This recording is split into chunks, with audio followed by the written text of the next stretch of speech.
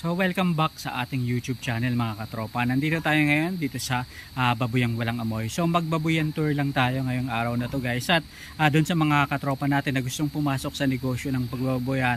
So ipapakita ko sa inyo. So ano ba yung mga basic na dapat meron kayo sa inyong babuyan.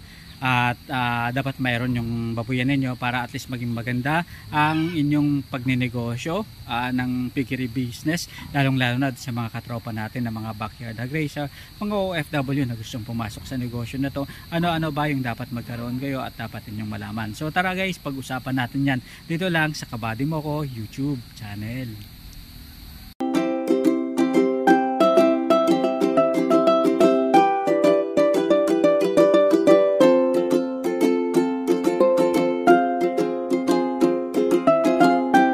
Guys, ito yung isang concept ng babuyang walang amoy. Kung mapapansin nyo guys, ito medyo open itong babuyan na to guys, diba?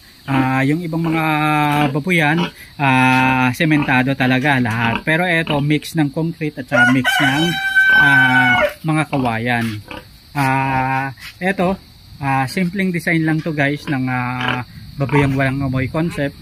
At ito nga, so mapapansin nyo medyo basa na rin yung yung nilagay dito na ipa, kasi guys, etong mga baboy na to is inanak na itong inahing baboy na to.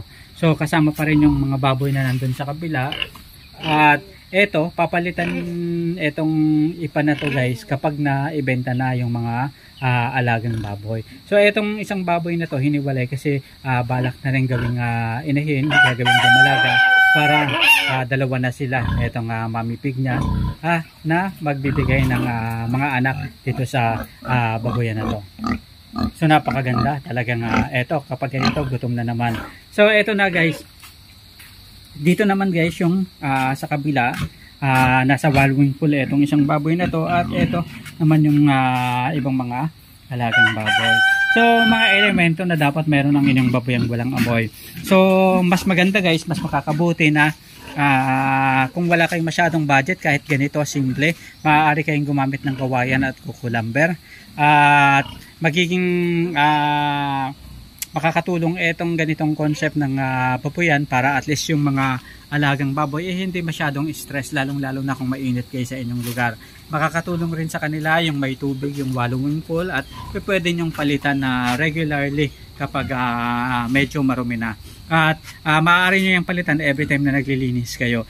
Importante din guys na meron tayong tubig katulad nyon nasa taas. At eto naman, para at least yung mga baboy kapag nauuhaw sila, madali silang makainom agad-agad. Kasi importante guys sa katawan ng baboy yung napapalitan yung mga tubig na nawawala sa kanila sa pag-ihi nila, at syempre para sa magandang circulation sa kanilang katawan, at makakatulong rin yan sa kanilang paglaki. Din guys na for security yung inyong mga baboyan, ilagyan nyo ng ilaw.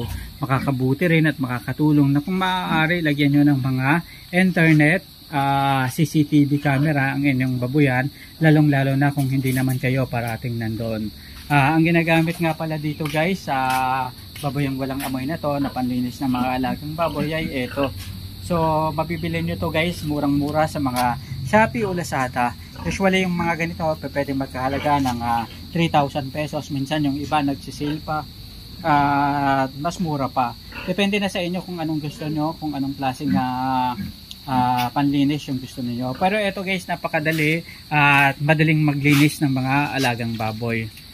Ito guys, itong baboy na to nga pala nung pinanganak siya hindi ganyan, pero yung sugat na yon, yung parang hiwa na yon, actually halos kalahati ng katawan niya kasi naapakan ng inahing baboy at natampias yung balat. Pero ginamot lang yan guys, at ito nga nanumbalik. Kaya kapag may nakakaranas kayo ng ganoon, usually yung mga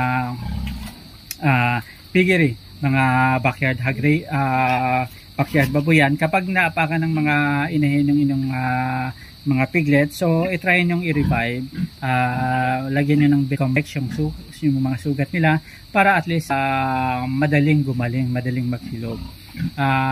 Yung mga katulad nyo naman, usual na nangyayari sa babuyan, lalong lalo na kung walang harang ang inyong mga alagang baboy. Sa babuyan is yung merong ganito, yung naglalagay talaga ng pangharang sa inahin para at least hindi maapakan yung mga piglets na iaanak nila. Mas maganda guys talagang lagyan nyo ng personalized na pangharang para at least maging safe at maging ligtas. Sayang naman kasi guys yung mga alagang baboy na ipinanganak na tapos bigla lang maaapakan ng inahing baboy tapos biglang mamatay dahil lang sa nagkasugat o naapakan at hindi nagamot kaagad. Diba? Alam naman natin guys, ang presyohan guys ng piglets ngayon mahal na. Dati mura lang, diba? Pero ang mga piglets ngayon guys, nagre-range na ng 3,500 to 4,000, minsan mas mataas pa, lalong-lalo na doon sa ibang lugar. Ganitong baboyang walang amoy, okay lang din guys na magpagawa kayo ng simpleng babuyan lamang o mas maliit pa na babuyan kaysa sa dito para at least mas makatipid kayo. Isaalang-alang nyo yung budget nyo sa pagpapagawa ng kulungan ng baboy para at least matansya nyo kung hanggang magkano ba ang ilalaan ng pondo, ilalaan ng pera para at least makapagdire-diretso ang inyong babuyan at magtuloy-tuloy kayo sa pag-aalaga ng baboy. Minsan kasi guys sa pagpapagawa pa lang ng building, hindi natin na-anticipate yung gastos, minsan napapamahal tayo. Kaya importante kapag magsisimula tayo sa piggery business, sa backyard hog racing, kailangan mag-research muna tayo, alamin muna natin ano ba yung paaalagaan kong baboy, inahing baboy ba, patiner ba o mga barako ba. Sa pag-aalaga ko ng baboy, ilang baboy ba yung aalagaan ko, magkakasya ba yung mga baboy na yon sa space na kaya kong ilaan o sa building ng mga baboy na ipapagawa ko. Yung mga bagay na ganun guys dapat natin i-consider para at least matiyak natin na makakapaglaan tayo ng sapat na pondo para at least makabili tayo ng mga piglets para panimula sa negosyo ng pagbababoyan at syempre matapos natin yung building. Ganun din, mailagay natin yung mga bagay na kailangan sa ng mga baboy sa pang-araw-araw nila tulad na lang ng mga kainan. Ayan, at syempre yung mga painuman at yung ilaw at yung mga tubig na kailangan. Ganun din guys yung mga paglalagay ng mga harang o kaya mga padlock, mga pintuan sa ating mga alagang baboy. Kasi importante na hindi nakakawala ang mga baboy dahil kapag nakawala yan, nako, mahirap na habulan yan. Mabuti kung kayo lang yung nakatira dyan sa lugar ninyo. Paano kung biglang may mga kapitbahay kayo na hindi mo pagkakatiwalaan, edi sayang na. Goodbye baboy na, goodbye puhunan na, di ba? Maganda rin guys, mas makakatulong rin na yung ating baboyan ay hindi laging nasa daanan ng mga tao. Kasi kung yung baboyan natin laging dinadaan-daanan ng mga tao, yung mga baboy natin laging balisa, laging stress. May mga pagkakataon pa na yung mga dumadaan biglang gugulatin yung baboy. Kaya yung baboy laging parang ang tendency niya tumalon ng tumalon, tumakbo ng tumakbo. Which is hindi nakakatulong sa paglaki ng ating mga alagang baboy at sa health na rin ng ating mga alagang baboy. Alam naman natin na ang mga alagang baboy kailangan hindi laging stress para at least maging maganda, maging mabilis ang kanilang paglaki. Ang baboyang walang amoy na ganito guys, maaari kayo rin gumamit ng mga pawid lang, depende sa kung ano yung kaya ng budget. Kung may sapat naman kayo na budget, gumamit na kayo ng yero para at least maging mas matibay. Maaari rin kayong gumamit ng kukulamber birang pangsuporta sa mga bracket ng bubong ng inyong baboyan. Kung mayroon naman kayong sapat na pundo, pwede mas paganda yung ipa-welding nyo na mga bakal. Maaari rin kayo guys gumamit ng mga poste, ng mga buhos na semento o kung hindi man semi-buhos na lang parang katulad nito guys at yung mga yun na yung pangdugtong sa itaas. Siguraduhin nyo lang na para